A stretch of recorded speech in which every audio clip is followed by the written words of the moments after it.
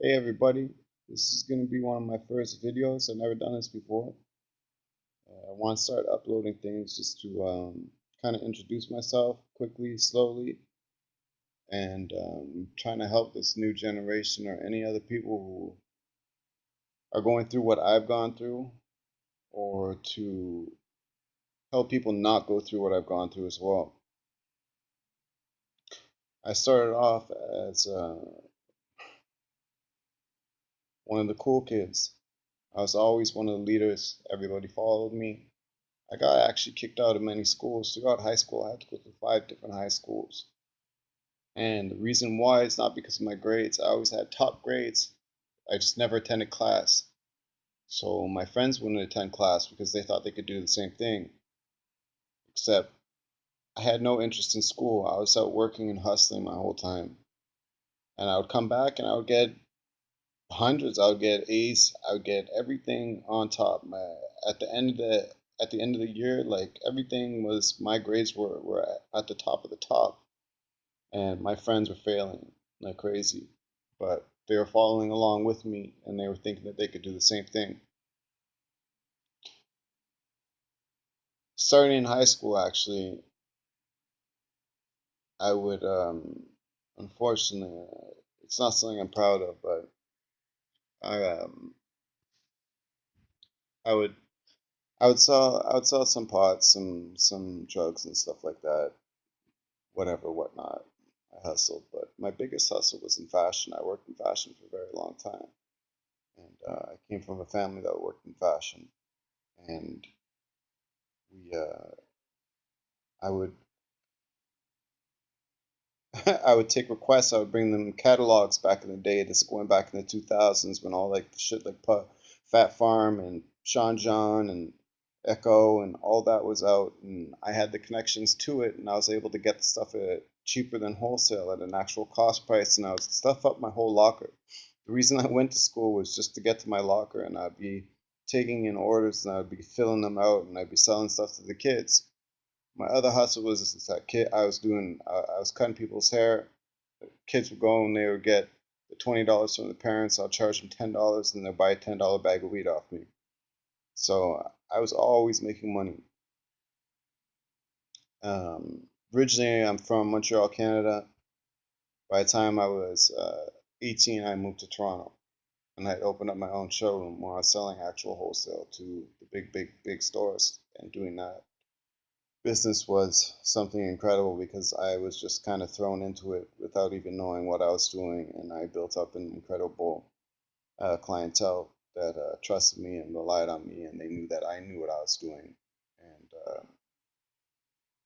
I did very well for myself. I climbed the ladders. I learned from everything from just simple finding uh, customer service and sales, going all the way up into distribution and inventory, and making sure that I was buying properly and stocking properly and selling and shipping and go. That's just a lot of detail that's not completely necessary, but just to say I did very well for myself, and in Toronto I was living the life. Everybody knew me. I was brought around to, I could get into anywhere, and I was bringing my friends around, and they'd be so proud, and they would take out my business cards even when I wasn't around because I didn't want to go out all the time. I didn't want to host these things. I had too much business to do. I was working 24/7. I was getting emails 24/7. I had two beautiful condos. I had a gorgeous girlfriend that, you know, eventually became my fiance. And guys would take my business cards and they would get themselves into clubs and stuff like that, just buy off my name, just because I was known so well. Um, Unfortunately, something terrible happened in my life, and I ended up going through something that's very difficult to talk about. But I've now spoken about so many times that um, it's been easier to open up to people that are professionals, but to open up to public about it, a lot of people shun me. I lost a lot of friends. I lost everything. You know, going from somebody who was a popular kid and had everything and was on the rise for success. Actually, I was already successful. But what is success? Success is just a measure variable of all goals you set for yourself, and once you attain them, that's success. and I had goals, and I would consistently succeed at them. So at that time, I was successful, and this is my early 20s, owning like not just condos, lofts, beautiful places, and beautiful girls. And I had my one girl who worked in the same industry too, was by my side, and I had everything. And then I decided, not decided, but I was out with some friends, and I had just gone back from one of my trips. I used to travel like crazy. Even up until last year, I've traveled the entire world. The only place I haven't been is Australia and New Zealand, which I can't travel to anymore, uh, just because of unfortunate criminal issues, which yeah, I fucked up my life with. Um, but that's a later on story to get to. See, I'm even using ghetto ass fucking microphone right now and a ghetto ass tablet. I used to have everything. Anyways, I left it all behind thinking I could rebuild everything. I decided to try some pain medication. Oxycontin, back when Oxycontin was Oxycontin. One of my best friends is he was managing a restaurant, and his one of his coworkers, an older guy that I looked down upon. I was like, I'm never gonna be like this motherfucker. He lived in this little like one bedroom place and had no car, had no nothing. To me, it was zero, and it was something I would never want to be like and attain to. And regardless of that, I ended up trying it. I liked it. Oxycontin is, who doesn't like oxycodone? There's very few people. There's ones who get sick off it, and even when they're sick, they're still loving it. So that I was hooked. I wasn't doing it all the time, but I was hooked. It was in the back of my head. It was there. And then I had gotten, like I was saying in the story, that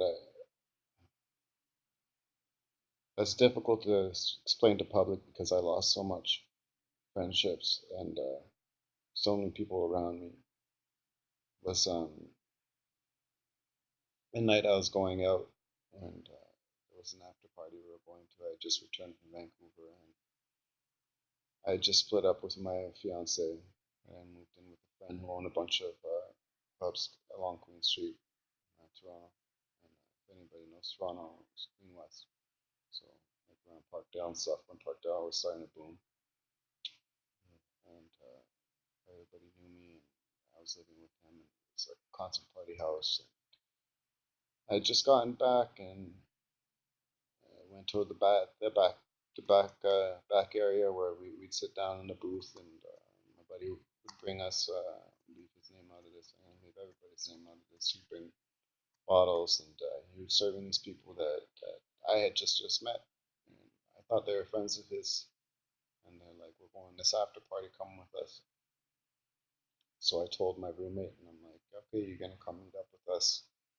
They gave him the address.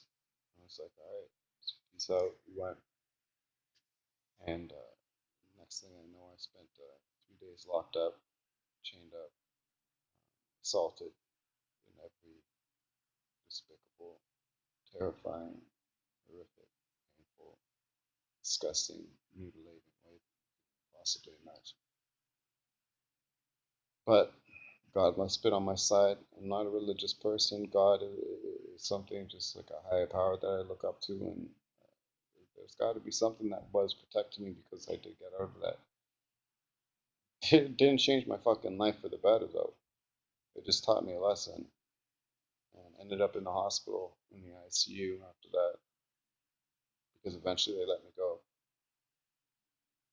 I filed police reports and all that, and nobody was ever caught.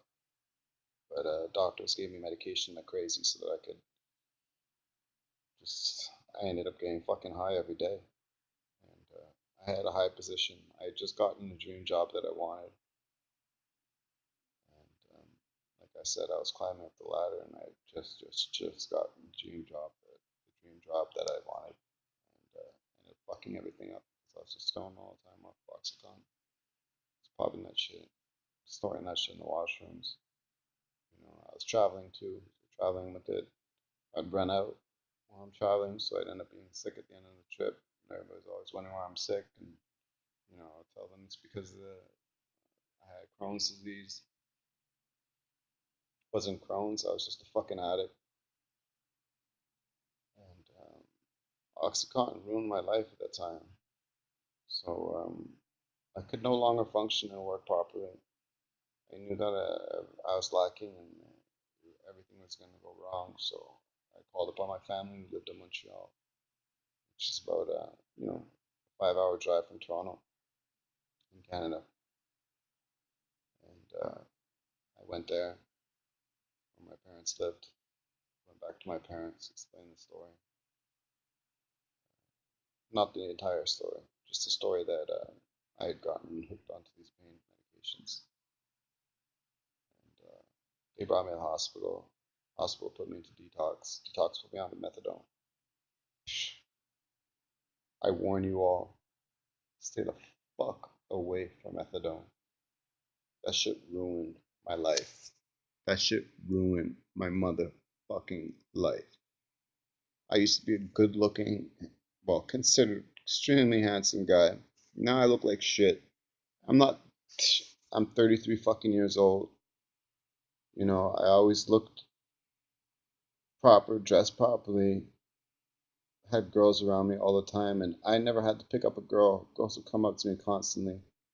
Now you can look at me, I've got scars all over my fucking face. I've gone through street stuff. I've got criminal records now.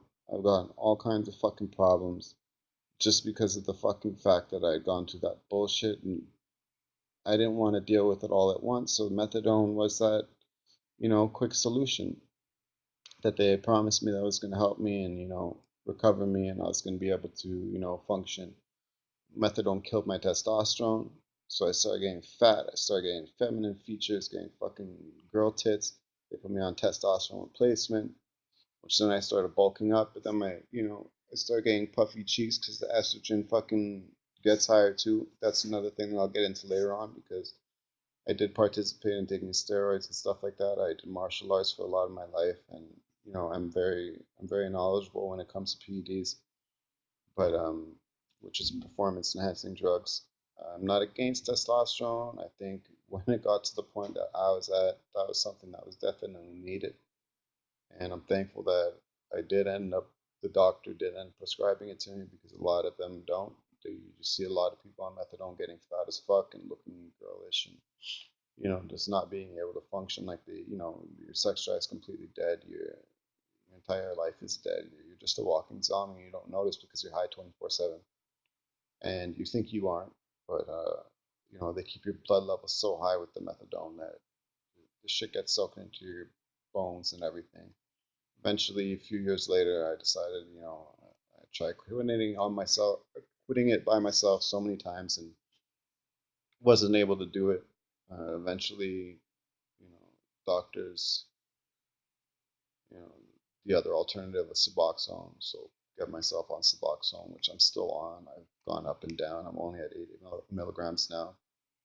But all these things that had happened and shouldn't have happened had I had like been productive and not fucked around, not taken better care of myself, and realized science a little bit earlier, I wouldn't be in the position that I am right now.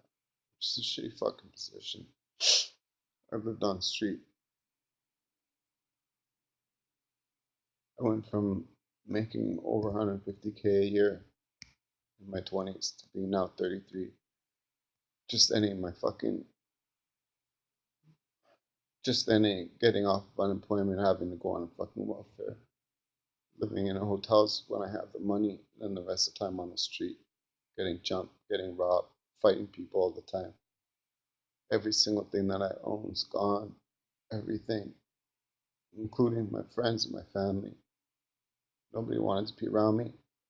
If I explain the story to them, they all tell me, why the fuck did you put yourself in that situation? Why didn't you tell anybody sooner? Why didn't you do this? Why didn't you do that?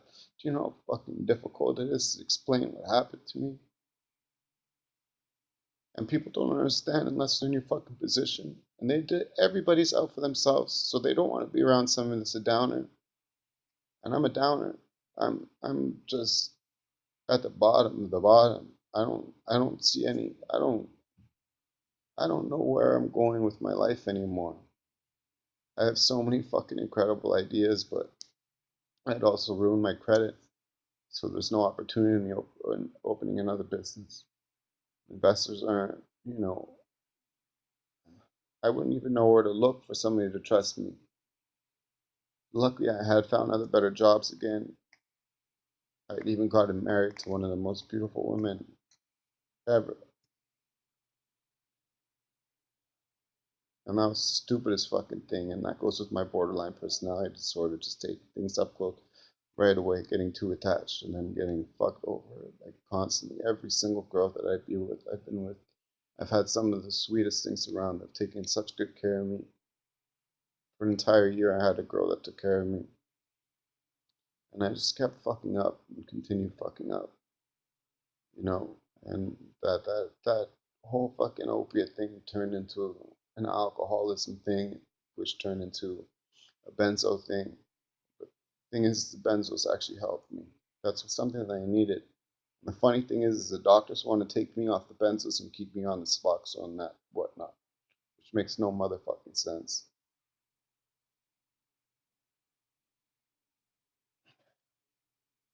This is just an introduction. There's so much to talk about, but if anybody is interested and want to hear about it,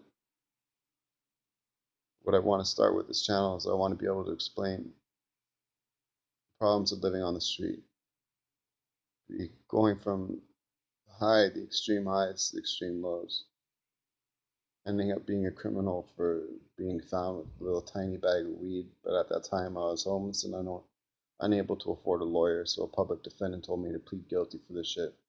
While the judge is asking me, did anybody tell you to do this? Are you sure anybody told you to plead guilty? Are you positive? And I'm saying, no, no, no, I'm nervous. It's the first time I'm going through this shit.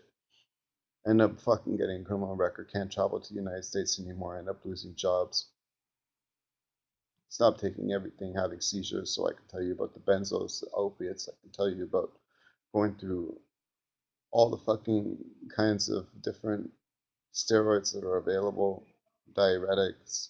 Um, I know so much when it comes to nutrition and being healthy and stuff like that, and I don't impose it on myself because I don't think anything good about myself. Suicide's been a continuous thing on my mind. To this day, like even at the moment, I think, why not just end it? I don't. Where's my future going? Where am I headed? Like my family will help me out and book me a fucking hotel, but they won't let me stay with them because the lies that I told them because while I was drinking, I'd be like, no, I'm not drinking. No, I'm not doing drugs. No, I'm not doing this, that, that. And it was never drugs. It was always prescribed medication, which I didn't understand. I've been through detoxes. I've been through hospitalizations. I've been through rehabs. I've been through reintegration centers. I've been through aftercare. I've been through AA meetings, NA meetings. On a continuous, these are following through them, not just one or two times. I tried out all of them that are available, and I would attend them. Um, I've just gotten to my wit's end. I don't know what I want to do with my life anymore. I have ideas, but I don't know how to get them done. My credit's gone to shit. I can't even afford a fucking cell phone. And even if I could afford the cell phone, I wouldn't be able to get it because of my credit. No more car. I used to be driving BMWs.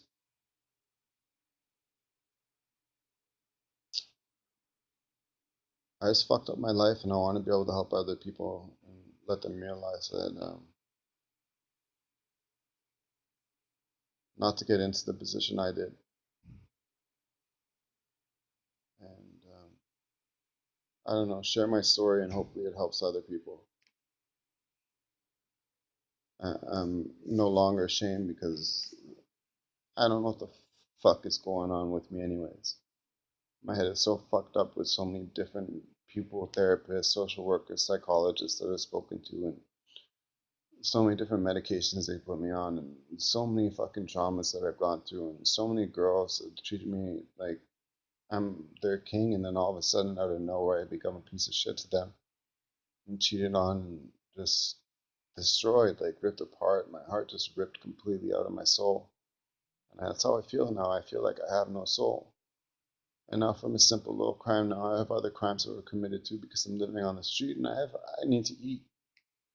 You know, I need to be able to sleep somewhere. I need to be able to eat. I need to be able to function. And once you get stuck in that system, it's an endless fucking. You're stuck in a system. You're stuck. The only other place to go is prison, and that's not where I wanted to go. But at the moment, even I'm thinking right now, I've got 2 more court dates coming up in a month. One of them for possession, which I didn't even have on me. Police fucking picked up an empty crack stem off the floor and tried to push it into my mouth, saying that I was smoking it, and that supposedly I had possessed 1.5 grams of crack cocaine. I was fucking homeless, not even collecting my welfare at that moment. How the fuck I afford 1.5 grams of crack cocaine? That makes no motherfucking sense. And who the fuck puts that much inside of a pipe, anyways? That makes no motherfucking sense. And I've piss tested for the last, what is it, almost 10 years now. Clean. Clean. The only things that have been in it is alcohol. Alcohol, my benzos that I take that are prescribed, as well as this Suboxone that I'm on, and before that the methadone, before that the oxycodone. So it's putting me in a position that's like, I'm running out of money. I have nothing to do. Like, they already want to put me in there. I was in a psych ward. I was court ordered to go to a psych ward through my family because they thought that I was going to be doing, because they hadn't heard from me. And I end up there, and even the psychologist was like, "You're fine. Everything's fine with you," you know? And they released me. And as soon as I'm released, I get fucking sent to a fucking, I get picked up by the police because I had missed a court date because I had been court ordered to be in a fucking psych ward. But they don't bring me to court. They bring me to fucking prison to do an online interview type of thing, and judicial, like talk to the fucking through Skype type of shit, and then keep me there for a few nights. And it's just like I'm already like I'm in it. What's the point? I think about it now. I'm like, might as well just go and rob something. You know, it's winter. I'm in Montreal. It's fucking freezing out. It's like minus 20 something degrees. Everything's frozen. Luckily, I have a roof over my head for another 2 days. Well, 2 nights. But after that, it's like, why not just jump in and go for it anyways? I'm going to end up there anyway. You know? You can see scars all over my face. And bust up everywhere. Fights I've been through.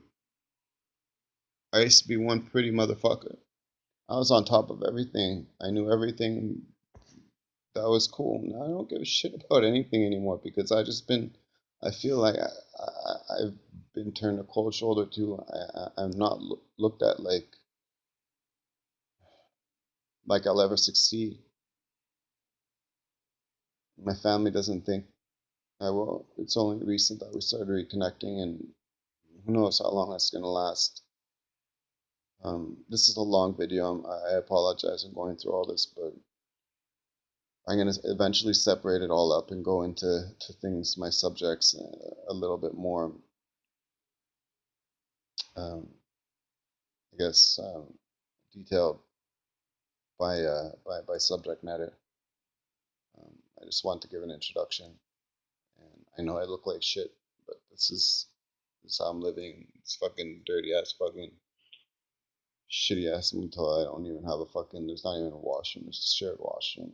And I went from fucking 5-star hotels traveling the fucking world to this type of shit. All my clothes gone. I don't got nothing left, man. I've lost it all. and I want to try to help some people, and I want to also maybe find some support out there too, because the support that I've found so far, which is everything that's available out there that I've looked for, hasn't been helpful. And I just feel like one of the ugliest, most hated, just demolished, completely demolished people. I've been treated like shit, and I'm not trying to victimize myself. I put myself in this position, but fuck, man, I need to let it out, and I need people to be able to hear me out. I want to help people, but yeah, maybe this is a selfish thing, and I want to be able to, get some answers, you know. So what I'm gonna post up is, everything from starting off from oxycodone to methadone to suboxone to my experiences with all kinds of benzos and performance enhancing drugs, testosterone, trenbolone, dianabol, anadrol, any of them, you name it, I know all of them. And I really hope I hear back from some people because I'm at my wit's end. I'm thinking about just ending it or just going on a rampage and doing something really stupid. I don't even know if I'll end up regretting because I already regret everything that's gone on. 33 fucking years old now. All my friends have families, they got their fucking houses, they got their babies, they got all